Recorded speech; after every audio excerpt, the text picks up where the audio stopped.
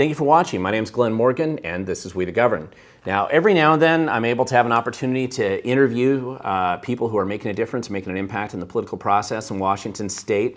And it's my distinct pleasure today to have in the studio with me a write-in candidate who's running for Secretary of State's race in 2022 here, and it's Brad Klippert. And Brad, thank you so much for being in the studio today, and thanks for coming in and talking to We the Govern. It's an honor and pleasure to be here. Thank you, sir. So you are running for Secretary of State as a write-in candidate, and as some of my viewers know, the race in the end of the primary was basically the Republicans that were in the race basically self-immolated and canceled each other out enough that they weren't able to get in the top two primary. So describe your reasons for jumping in the race and what your motivation is and what people should know about you and your background. Well, I've been a state legislator for the last 14 years. Mm-hmm. I ran for Congress in the 4th Congressional District. Dan Newhouse is the incumbent. I don't like a lot of the votes that he's been taking, so I ran against him. Mm-hmm. The same thing happened in the 4th Congressional District. It had happened in Washington's Secretary of State races. Too many Republicans in the race canceled each other out, and so the top two are Dan Newhouse and Mr. White, one Republican and one Democrat. So I thought that I was kind of done for a while. And then my phone rang, and one of the Republican leaders from Washington State said, "Brad, we need somebody to go to Springfield, Missouri. All 50 states are going to be represented there to speak to election integrity. Would you please go and speak on Washington State's behalf, representing Washington State?" I said I'd be honored to. So I went down there and prepared a 10-minute PowerPoint slide presentation and 10-minute speech, and they said, "W, we've been going by alphabetical order. W comes to the end. We're way behind. Can you do it in 5 minutes or less?" So took the 10-minute presentation and got it down to 5 minutes.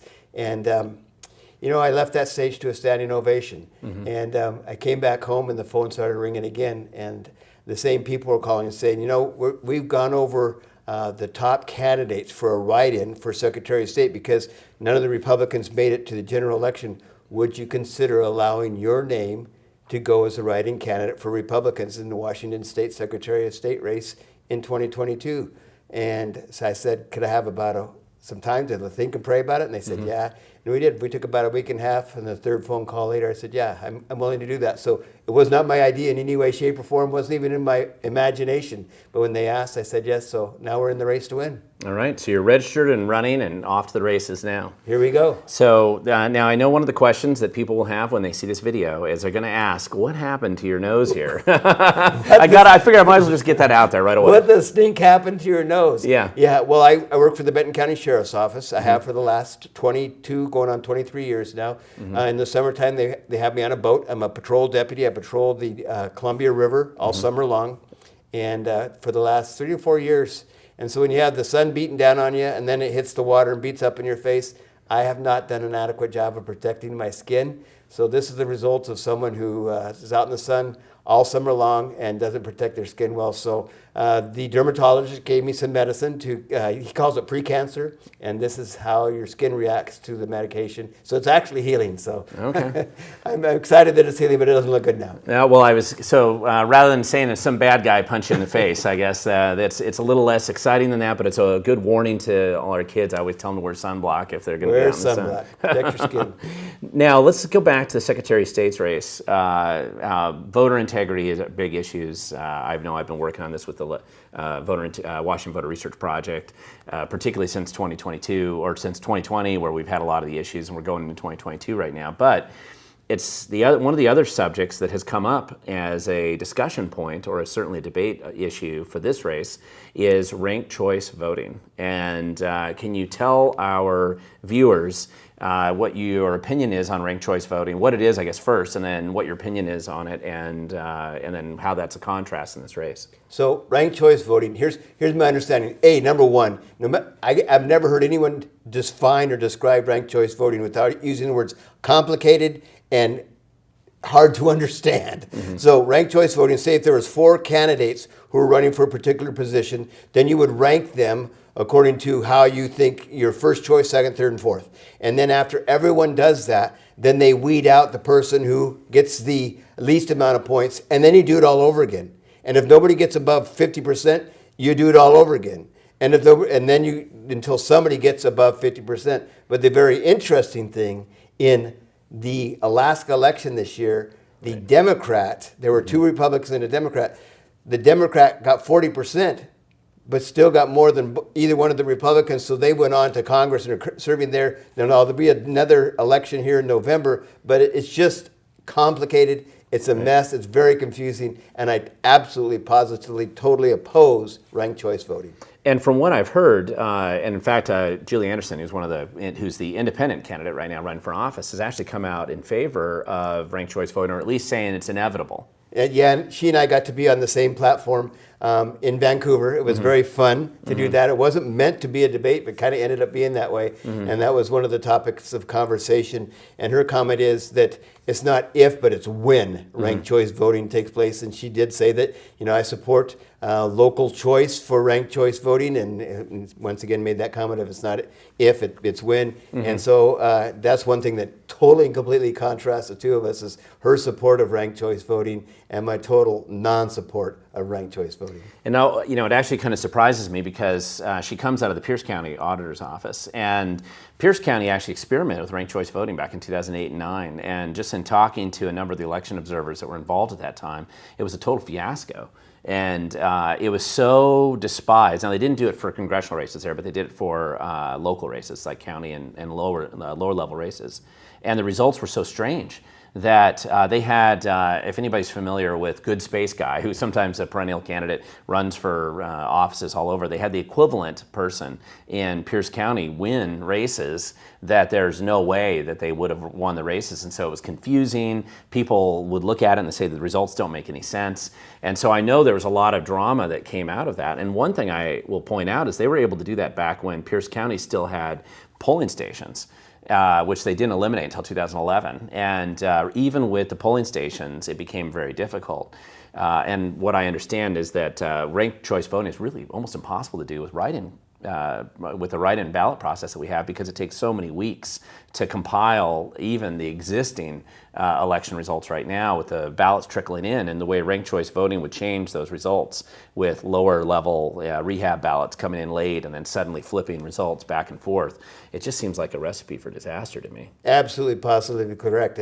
And so you talked about how it was done when we had a polling place that you went to in person. Right. And now with mail-in ballots, trying to do that, of having 4, now 3, then 2, yeah, nigh unto impossible. Right. So it makes no sense whatsoever. And you need to do, what the most fair thing that we ever can do with elections is give the citizens an election process that's simple and easy to understand, because that's who the election process is for the citizens. So this ranked choice voting is anything but simple and easy to understand. And I know I've heard you talk before in the past about some of the studies that have come out and just about making the voting process more fair or more transparent or more secure. Can you address that and your opinions on some of those studies in the past? Oh, absolutely. In 2005, the federal government established what's was called the Carter-Baker Commission. That was former President Jimmy Carter and former U.S. Secretary of State James Baker III. So it was a very bipartisan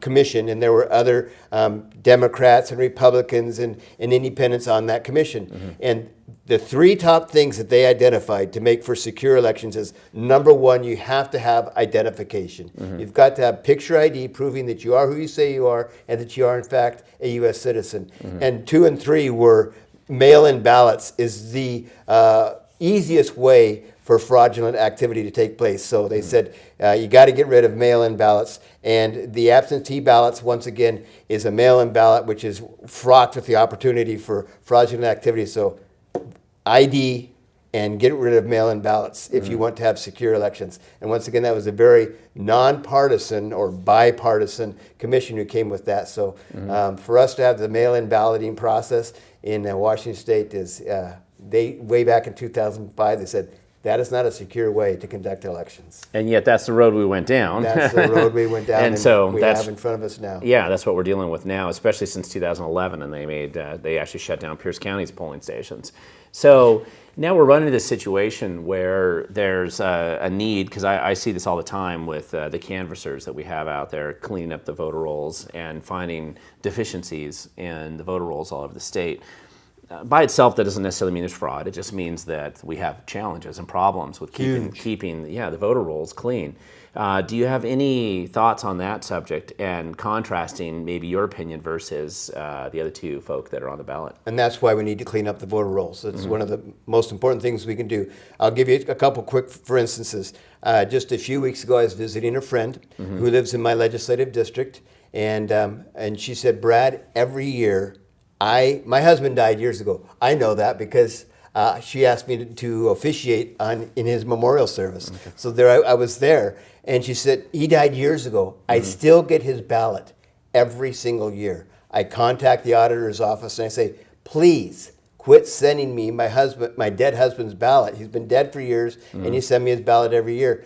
And they don't. They keep sending her dead husband's ballot to the address. A second one has just happened last week. A local businessman called me and said, Brad, I got my son's overseas, not veterans, but servicemen's ballot, because his absentee ballot. And he said, Brad, my son is in high school.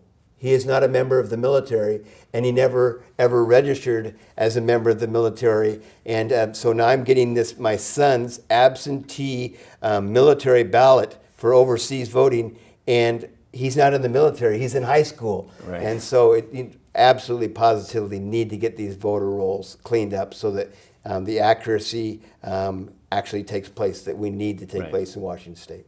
And that's, of course, been the argument that I've made now many times in the media when they've interviewed me. And I have found that when I've been interviewed talking about this subject frequently, I usually get censored. Anything I say that's wonkish or detailed or focused on that, they always censor that out. And they really try to work to see if they get some kind of quote about Trump or something else from me. And so how do you find you've been interacting with the media a little bit now. How have they been treating you so far as a write-in candidate? Well, the media has been pretty neutral, and so that's been great. Which is great, yeah, that is unusual. But the cool thing is the excitement around the state. I am getting so many people from around the state, and like I want to say one more time, this was not my idea. And they're saying, thank you, Brad, for putting your name in there, for being courageous to do this. And the excitement is just it's incredible. And I'm being asked all over the state, can you come here? Can you come there? Can you talk here? And so the excitement is just fun. So media attention's kind of neutral, and but the citizen excitement is very exciting to me. So now, always, whenever I talk to anybody that's running for office as a write-in, explain specifically what they need to write down when they get their ballot to make sure that it counts for your race. So it was so fun. I was on another radio talk show that's nationally, internationally syndicated, and the actual interviewer in that show, at the end of the show, said, and that's Brad Klippert. It's spelled BRAD Klippert. So it was so neat that show host actually spelled it out for the people, and that's what's going to happen. In the Washington State Secretary of State race, when you get your ballot in Washington State for the November election 2022, you're going to see Steve Hobbs' name there, and you're going to see Julie Anderson's name there. Those two names will be on the ballot. Then below that, there will be a blank line and a blank box. Sure. If you would like to vote for a conservative Republican, someone who wants to see extreme accuracy in the election process, you would write in Brad, B-R-A-D, Klippert, Klippert, on that blank line, and then you'd fill in that box. Okay. Well, that's important to know because it's always the biggest challenge with write-ins is that people know that that's an option. And I've seen many times people will block it out if you ever do election observing, where you'll see somebody write in other and they'll write in Daffy Duck or they'll write in something useless. So this, because you're a registered write-in candidate, yours will count if they do that. Absolutely, positively correct. First thing I did was registered with the PDC, and the second thing I did was register with the Secretary of State's office. So this is an official write-in campaign. Okay, then as we kind of close out this interview, is there anything else that you would like to make sure that the viewers here know about you, about this race, and about the Secretary of State's race in general from your perspective? Absolutely, positively. The most important thing that I would want people to know is this is not a partisan issue. In 2016, let's just tell the truth, the Democrats complained about the election process when President Trump was elected. Then in 2020, the Republicans complained when Biden was declared the winner. So that's why I'm saying this is not a partisan issue. Every single citizen in Washington State deserves to have the right to know that when they cast their ballot, it will not be manipulated in any way, shape, or form. And that's exactly why I am running for the Secretary of State's office, to ensure that for every single citizen in Washington State. Well, Brad, thank you so much for coming into our studio today. I appreciate it. I know it's very busy especially when you're running for a statewide office, and the calendar days keep clicking by, and you're probably feeling like you're running around a lot. So I appreciate you taking the time to speak to our viewers, and thank you for being willing to step up and do this. It's a tough thing to do. The last couple months ended up being crazy all the way through November. But, and if I can just tell everybody, if you want to learn more about Brad Klippert's race, I will link down below his website if you want to learn more, and also the website of his opponent, so you can get a chance to see what the differences are and any other relevant media that I can find. And since I do a lot of stuff with the Public Disclosure Commission, you'll see some other stuff in the video description down below if you want to just go and get more information there.